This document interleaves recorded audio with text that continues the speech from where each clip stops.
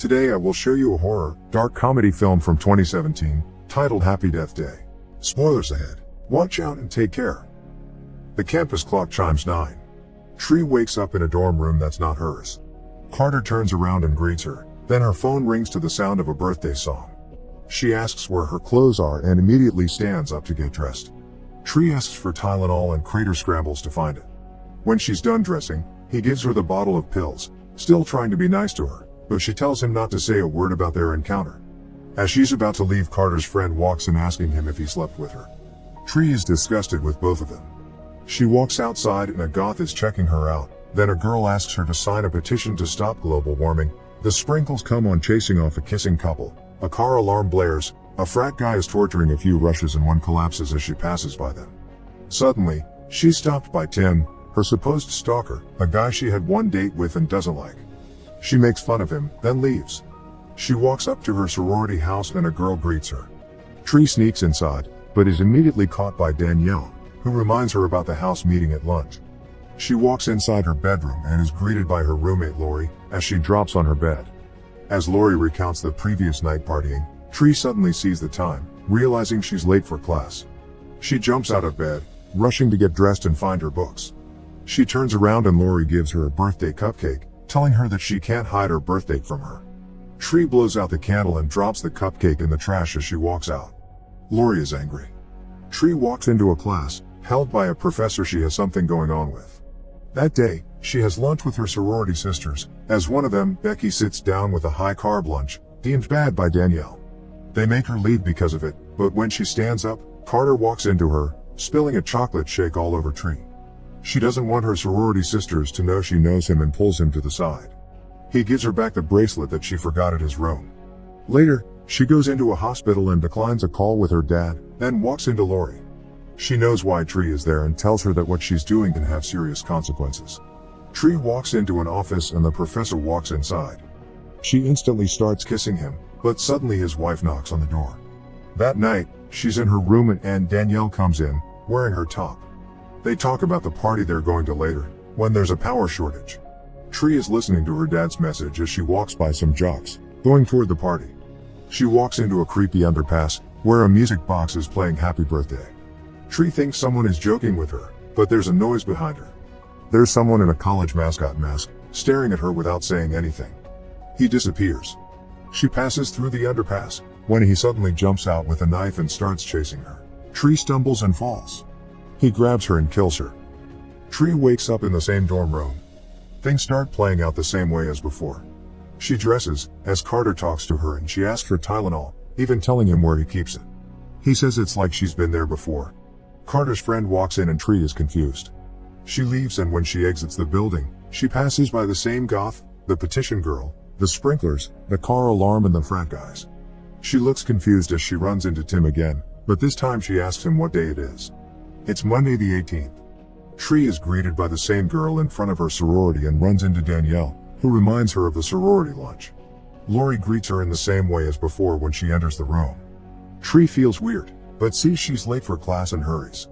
Lori gives her the cupcake, but she gets more confused and rushes out. Later, she's at lunch, when the same scenario with Becky plays out. Tree tries to warn her about Carter, but they still run into each other. Carter walks away, but she reminds him to give her the bracelet back. Later, she's in the professor's office, wanting to talk to him, but he kisses her and his wife knocks on the door. That night, she's watching a birthday video of her and her mom, when Danielle walks in. Tree is freaked out about the blackout. She walks down the same road going toward the underpass, but when she gets there and hears the music box, she takes another way to the party. Tree reaches the house and it looks empty. It's locked, so she bangs on the door. A guy in the mascot mask opens and she punches him, when the lights come on for her birthday surprise. The guy under the mask was Nick. Later, Danielle and Tree are talking and Nick approaches them, flirting with her to the dismay of Danielle. Regardless, she follows him to his room. When she walks inside, the room looks empty. She checks herself out in the mirror, when Nick shows up behind her again and she takes off his mask. He begins playing loud music and dances to it badly, so Tree is unimpressed. She texts with Danielle, as another man wearing the mask walks into the room and kills Nick. Tree can't hear anything over the loud music and when she turns around she thinks the man is Nick. She walks toward him and he takes out the knife. They struggle on the bed and a frat boy walks in, but doesn't react to what's happening. The masked man stabs her. Tree wakes up in the dorm room, screaming and scaring Carter. She dresses in a panic and runs out, as everything keeps playing out the same: goth, petition girl, sprinklers, car alarm, frat guys, and eventually Tim. Lori greets her the same way when she enters their room and sits down on the bed.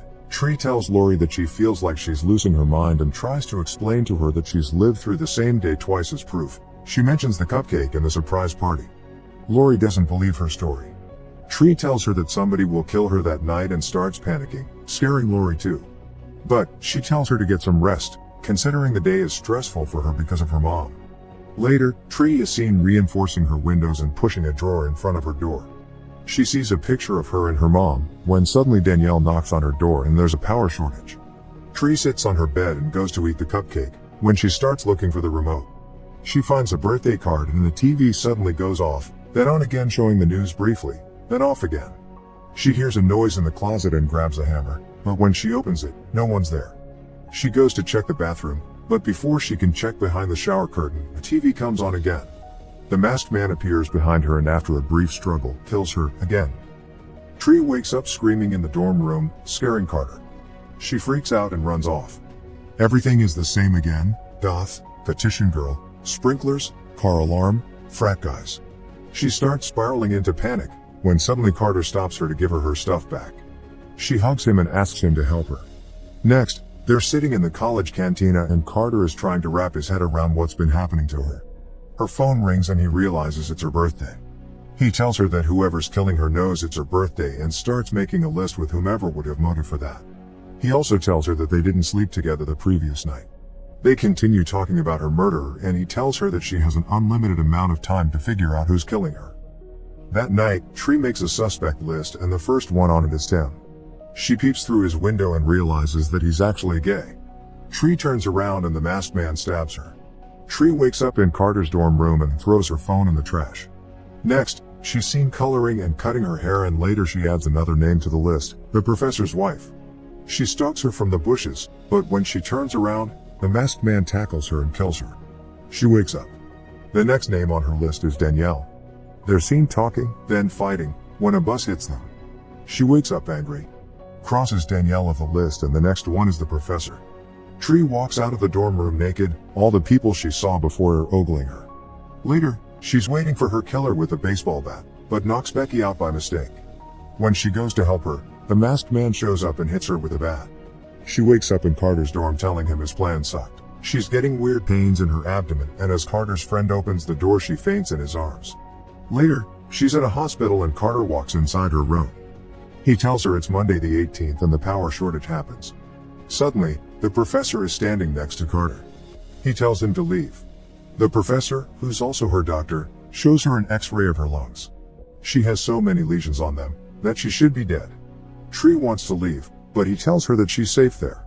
She asks him for a soda to get him out of the room, and when he gets back she's no longer there. Tree runs through the hospital and goes into the professor's office, looking for his car keys. Suddenly, she finds a mask inside a drawer. She thinks he's the killer, so she carefully walks through the hospital, when he shows up behind her and is instantly stabbed by the masked man. He goes after her and chases her to the parking lot.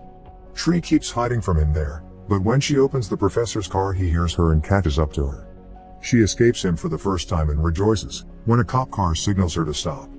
The cop comes over her car and she tries to explain what's happening, but realizes that if the cop thinks she's under the influence of any illegal substance he'll have to arrest her and take her to jail, where she should be safe. So she lies to him and he arrests her. He places her safely in the back of his patrol, but suddenly gets hit by another car.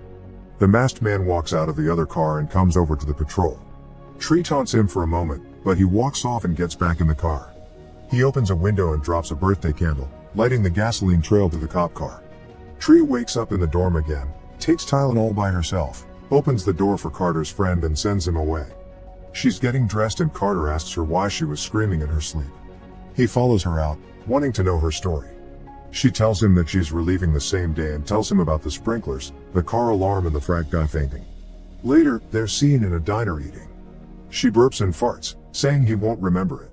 Her phone rings and he asks why she doesn't pick up when her father is calling. She tells him that her mother died 3 years ago and that they share the same birthday. Tree is convinced that if her mom was still alive, she wouldn't have been very proud of her, because she's not a good person. He tells her that her current situation makes it easier for her to become a better person, but she doesn't think she has many more days left, because she keeps getting weaker every time she comes back. Tree's attention gets shifted to the news. There's a report about a serial killer that's in the hospital. She thinks that he's her killer. She arrives at the hospital where he's kept and tells the nurse to call the police because he'll escape. When she doesn't see an officer in front of his door, she grabs an axe and walks inside his room. The masked man is inside too, but she doesn't see him immediately. She sees the guard dead on the floor, when the masked man shoots at her. Tree escapes, but he kills the nurse and chases after her. When he catches up to her, he takes off his mask to reveal the serial killer. He raises his gun to shoot, but suddenly Crater jumps in. Tree gets the gun and wants to shoot him, when it jams and the serial killer breaks Carter's neck. He chases Tree again and they reach the bell tower. She appears behind him and hits him over the head, though she suddenly realizes that if she kills him and doesn't reset the day, Carter will be dead forever. So, she drops the crowbar and runs again. The killer goes after her, but she kills herself instead. The campus clock chimes 9. Tree wakes up in Carter's room and hugs him, thanking him for saving her life. Before she leaves, she grabs his pillow, spanks his friend for being a misogynist and walks out of the building happy. She sees the goth and takes his glasses, signs the petition, tells the couple about the sprinkles and puts a pillow on the ground before the frat boy falls down. Tree is happy to see Tim and empowers him to get out of the closet. She finally greets the girl in front of her sorority house and walks inside. Danielle walks up to her and she tells her about Carter, leaving her speechless. She walks into her bedroom and apologizes to Lori for being selfish. Next, she goes to class and calls the professor out for a word. Tree puts an end to their relationship, dropping his class too. During the sorority lunch, Tree isn't there and Becky sits down with her bad lunch. Tree arrives and sits down next to her with a tray of junk food, shoving it in her face. Danielle insults Becky, so Tree walks over to her and spills the chocolate shake all over her head. Suddenly, Carter shows up to give her the bracelet and she kisses him, then asks him out on a date. He says yes. Later, she shows up at the restaurant where her dad is waiting for her to have a birthday lunch together. Tree wants them to be open about her mom's death and talk about her more, because she wants to stop avoiding what happened. She apologizes for hurting him by doing that. That night, she gets prepared to face her killer. She goes to the hospital and takes the guard's gun. Holding him at gunpoint, she tells the guard to get help because the serial killer will escape. Tree goes over to the sleeping prisoner, seeing that he's restrained, telling him to open his eyes.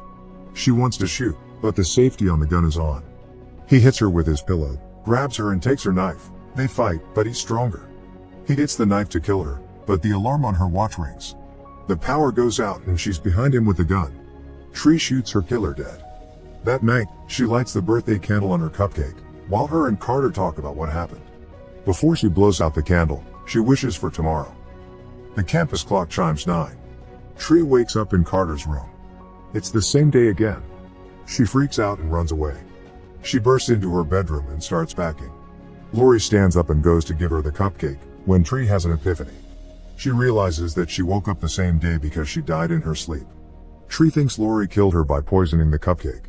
But when Tree kept not eating the cupcake, Lori used the serial killer as an opportunity to kill her and get away with it. It was always Lori that killed her. Tree tells her to eat the cupcake and prove that it wasn't her or she'll take it to the police. Lori knocks her down and locks the room. She tells her the reason for wanting to kill her was the professor, because she was in love with him. They start fighting around the room and Lori almost kills her, when she gets distracted long enough for Tree to shove the cupcake in her mouth and then push her out of the window, falling in front of the girl facing the sorority house. Tree and Carter are watching the news in the diner. Her dad calls and she picks up to calm him down. The two of them talk and Carter starts telling her about Groundhog Day, which she's never seen.